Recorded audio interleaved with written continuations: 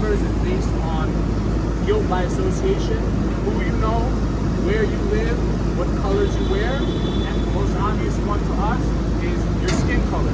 If you are black or you are brown, police have a tendency to put you down as a gang member first without asking any questions afterwards. So public housing, most of public housing is seen as gang territory, so living in public housing alone can put you under suspicion for being in the gang database. Here we've seen similar things in Long Island where they use the specter of gangs and violence to be able to discriminate in a discriminatory way, add people to databases without any way to challenge it, without any way to even know that you're on it most of the time until it's too late. I should also add that there are children as young as 12 years old and perhaps even younger that we know for a fact have been added to the database without any notice, not even to their parents. So we're here today again calling for the Inspector General's office to do a thorough investigation, release the report so we can all see what the NYPD is really doing. We're tired of the secrecy, we're tired of the lack of accountability, we're tired of them not being transparent with the folks in the communities that are on the ground risking their lives day in and day out to have safer streets. Don't hesitate! Investigate! Don't hesitate! Investigate! So we know that the NYPD's surveillance apparatus is one of the most extensive in the world. From facial recognition technology to automated license plate readers, thermal imaging cameras, and countless more, the NYPD spends millions of dollars surveilling our black and brown communities, surveilling immigrant New Yorkers, surveilling protesting New Yorkers. And the NYPD uses social media to take what we freely express and turn it into targets for its racist policing. The NYPD creates fake profiles to spy on New Yorkers, turning spaces of community into places of threat. We're demanding the Inspector General's office to not hesitate and investigate.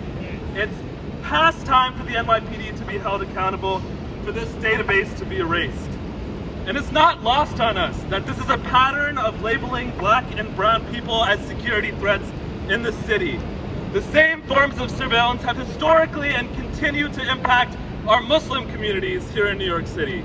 Should the NYPD be surveilling our social media to criminalize our expression? No! Should wearing a certain color or living in a certain neighborhood mean we end up on a secret and arbitrary racist list? No! Should our immigrant neighbors be targeted because of their status on an arbitrary, secret, and racist list? No! Can the IG's office delay any longer to hold the NYPD accountable? No! Are we going to erase the database? Yes! Don't hesitate! Investigate! Don't hesitate! Investigate! NYPD is sitting on a huge amount of data that they get from companies like Geopedia or Data Miner and their own social network and analysis tool.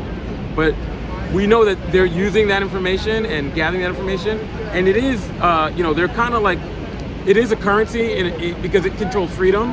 They're not monetizing it like how those same companies that I mentioned, Geopedia, Data Miner, obviously the social media platforms, they refine all the resources, all the music, all the pictures, all those, and they turn that into money. NYPD is not doing that, right? But they're targeting communities with that, right? And the currency they're peddling is really freedom, liberation, or not. A lot of people think it's a police officer sitting in a room scrolling through your social media, and I mean, they can drink terabytes of data in minutes and analyze it and see correlations of like, well, you're the first person to use this hashtag, or you don't realize it, but you're always retweeting and liking the things that they are monitoring. So you might end up being monitored yourself, and it's all silent. There's no way to find out that it's you involved. A lot of the leaders of our society would not have survived their youth if the NYPD was profiling and surveilling them and labeling them the way they are today.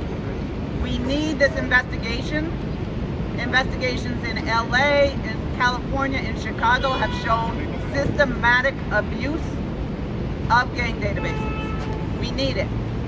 Now perhaps we don't have it yet, though we've been asking for 4 years because the NYPD is not responding to the Inspector General's request. Write that up. New Yorkers deserve to know. If we have this secret database, if they are lying and failing to disclose to the Inspector General, then we need to know that. If they have disclose information, we need to know that. This database relies on us not caring, on us being frightened by the gang label, and by us allowing them to criminalize our children. Criminal group database does not include the mafia, the Proud Boys, the 3%ers. The criminal group database is what they call a gang database, but it doesn't even include just gang members. We've been trying to combat the issues around NYPD gang database and the policing tactic used to conduct those investigations. We've known through our research and through our work that it's racially biased. 99.6% of this database is only black and brown people, and folks are being criminalized only off an allegation or association to being an alleged gang member. The collateral consequences are even greater than just the criminal side of it. Folks are being deported because of that. The immigration status changes. We've had families being displaced and separated due to permanent exclusion letters only off of allegations. We've had clients with employers letting them go because their face was in the headline because of an allegation. We're here to say today we need this report because this racist policing has to stop today. We're calling on all New Yorkers to stand behind this because, again, we do not want you to be criminalized for being associated to someone else. Unfortunately, with the secrecy and lack of transparency from NYPD, it's very hard to obtain this information. What we have been able to obtain is a criteria. The criteria meaning how folks are put on this database, but that's not enough. We need to understand what's happening afterwards. We need to understand how is it being criminalized, how it criminalizes folks.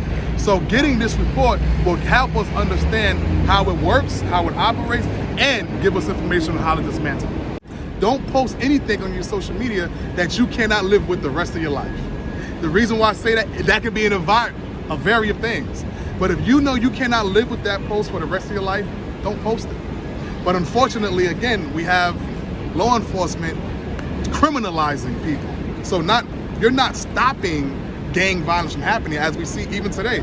Every time you turn the news on, every single day, there's a gang shooting, gang incident. That's just propaganda. Everything is not gang involved. But when you create that narrative, you start the fear mongering. Now gangs are the worst people in the world. Historically, let's look at the young lords. Let's look at the things that they've done. So yes, we're also here to change the interpretation of who gangs are or what they're about. But also, we're here to save our own youth, not criminalize them. While we were here, we witnessed three employees of the Inspector General's office come out here. The scabber guy just came back, looked, and went back inside. They know we're here. I encourage everybody to continue to make noise about these illegal practices. Continue to make noise about the racist policing tactics that continuously happen in New York City. We're screaming to the IG's office to drop this report and do your damn job. Enough's enough.